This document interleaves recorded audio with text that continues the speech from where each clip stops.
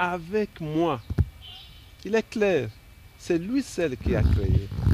Et donc, mes amis qui ont traduit la Bible, ils se complaisent à sauter un verset important. J'ai dit le verset 7 de Psaume 8. Parce qu'en fait, ce verset-là portait ombrage, et je dis, au verset 10 du chapitre 1 de Hébreux. Ce verset portait ombrage et ils ont sauté parce qu'ils ne se concevaient pas que eux qui venaient de dire que Jésus a fondé la terre, qu'ils disent dans le chapitre qui suit de Hébreux 2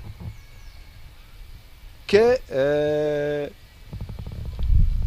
Dieu a établi son Fils Jésus-Christ pour régner sur l'ouvrage de ses mains, sur l'ouvrage des mains de Dieu. Vous voyez que ce passage-là porte ombrage au passage de Hébreux 1:10. Et ils l'ont sauté. Je vais finir, je vais terminer si vous permettez. Une dernière minute. Il y a des Bibles telles que la Bible que vous avez ici, mais je vais la laisser, je prends une autre qui démontre que ce verset-là a été sauté. Ces Bibles-là, ces traductions-là, elles ont pris ce verset-là qui a été sauté par d'autres qui comprenaient les dangers. Voilà ce qui est écrit dans Hébreux, chapitre 2, à partir du 5e verset. En effet, ce n'est pas à des anges que Dieu a soumis le monde à venir dont nous parlons. Je lis ici dans la Bible, la version de Abbé Crampon. Aussi, quelqu'un a-t-il écrit quelque part ce témoignage? Qu'est-ce que l'homme pour que vous vous souveniez de lui? Ou le Fils de l'homme pour que vous en preniez soin?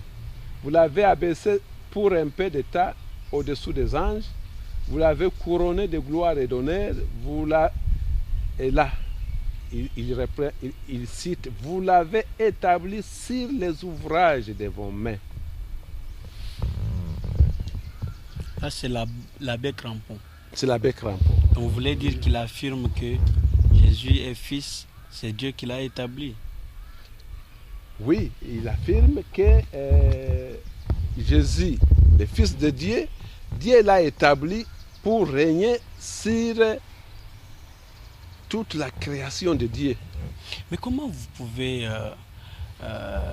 en tout cas, réfuter les opinions des autres pasteurs, des autres hommes de Dieu, qui sont exactement dans la Bible, quand la Bible dit au commencement était la parole était avec Dieu et la parole était Dieu.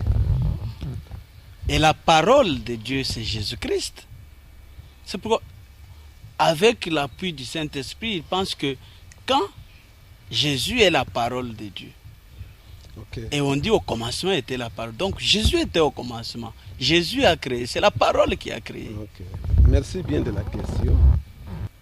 C'est vrai, la plupart de nos traductions bibliques lisent dans Jean 1:1, au commencement était la parole, et la parole était avec Dieu, et la parole était Dieu.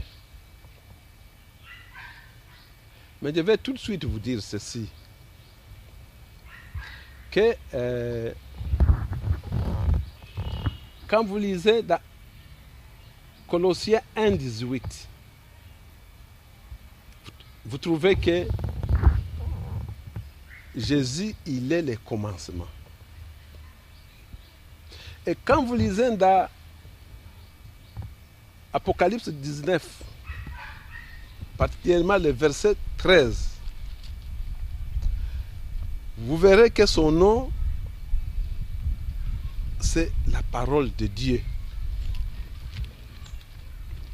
Je ne sais pas si vous me suivez. Son nom est la parole de Dieu.